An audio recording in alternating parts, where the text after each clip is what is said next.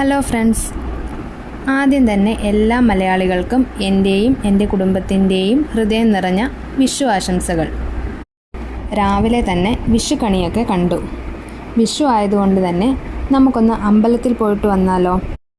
അമ്പലത്തിൽ പോകാൻ റെഡിയായി കാറിലോട്ട് കയറിയപ്പോഴാണ് വിഷുസദ്യയ്ക്കുള്ള കുറച്ച് സാധനങ്ങൾ മേടിക്കാൻ അമ്മ വന്ന് പറഞ്ഞത്. അങ്ങനെ അമ്മയുടെ കയ്യിൽ നിന്ന് കാർഡും മേടിച്ച് നമ്മൾ അമ്പലത്തിലേക്കുള്ള യാത്ര തിരിച്ചു.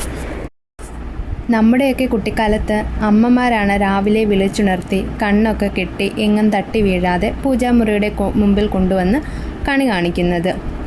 പക്ഷെ നമ്മളൊരമ്മയായപ്പോഴാണ്, അതായത് തീരെ കുഞ്ഞുമക്കളുള്ള അമ്മമാർക്ക് രാത്രിയിൽ ഉറങ്ങാൻ കിടന്നാലും നേരം വെളുക്കുന്നത് വരെ പലതവണ എഴുന്നേൽക്കേണ്ടതായി വരും.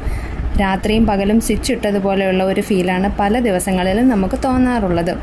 അതുകൊണ്ട് തന്നെ നമ്മളെ വന്ന് വിളിച്ചുണർത്തേണ്ട കാര്യമില്ല അല്ലേ? അലാം വയ്ക്കുന്നതിന് സമമാണ് കുഞ്ഞുങ്ങളുടെ കരച്ചിൽ. സമയമാകുമ്പോൾ നമ്മൾ പോയി വിഷുക്കണി കാണും. അങ്ങനെയല്ലേ മിക്ക വീടുകളിലും നടക്കുന്നത്. രാവിലെ വിഷുക്കണി കണ്ടപ്പോൾ തന്നെ കൈനീട്ടമൊക്കെ കിട്ടി. അതൊന്നും വീഡിയോ എടുക്കാൻ പറ്റിയില്ല. ഞങ്ങൾ 3 പേരും പോകുന്നത് അടുത്തുള്ള ഒരു വിഷ്ണു ക്ഷേത്രത്തിലാണ്. ഏകദേശം ഒരു 3 കിലോമീറ്റർ ദൂരമാണ് ചേട്ടൻ്റെ വീട്ടിൽ നിന്ന്. ആ കാണുന്നതാണ് നെടുമൺകാവ് ശ്രീധർമ്മ ശാസ്താ ക്ഷേത്രം. ഒരുപാട് പഴക്കമുള്ള അമ്പലമാണ്. ഇതാണ് ഞാൻ പറഞ്ഞ വിഷ്ണു ക്ഷേത്രം. പണ്ട് ഇതൊരു കാവായിരുന്നെന്ന് പറഞ്ഞു കേട്ടിട്ടുണ്ട്. അങ്ങനെ അമ്പലത്തിൽ പോയി തൊഴുതു പ്രാർത്ഥിച്ചു.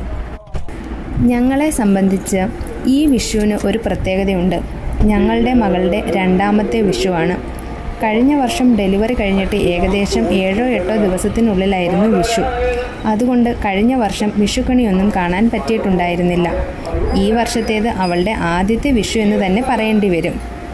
വിഷു ആയതുകൊണ്ടാണെന്ന് തോന്നുന്നു അവിടെ ഒരു കിടാവിനെ കണ്ടു. പിന്നെ അതിൻ്റെ അടുത്ത് കുറച്ചു നേരം ചിലവഴിച്ചു. അത് കഴിഞ്ഞ് നേരെ എൻ്റെ വീട്ടിലേക്ക്.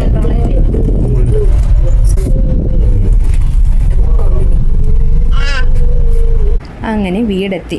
ക്യാമറാമാൻ എൻ്റെ ചേച്ചിയാണ്. അവിടുത്തെ വിഷുക്കണി കാണാനാണ് അങ്ങോട്ട് പോകുന്നത്.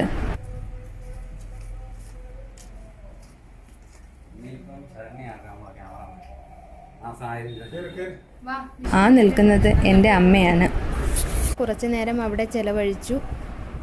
വീട്ടിലുള്ള എല്ലാവർക്കും വിഷു കൈനീട്ടമൊക്കെ കൊടുത്ത് തിരിച്ച് വീട്ടിലേക്ക് വന്നു. ഇതൊക്കെയായിരുന്നു ഞങ്ങളുടെ വിഷുദിനം. നിങ്ങളുടേതൊക്കെ എങ്ങനെയായിരുന്നു? അപ്പോൾ എൻ്റെ ചാനൽ എല്ലാവരും സബ്സ്ക്രൈബ് ചെയ്യണേ.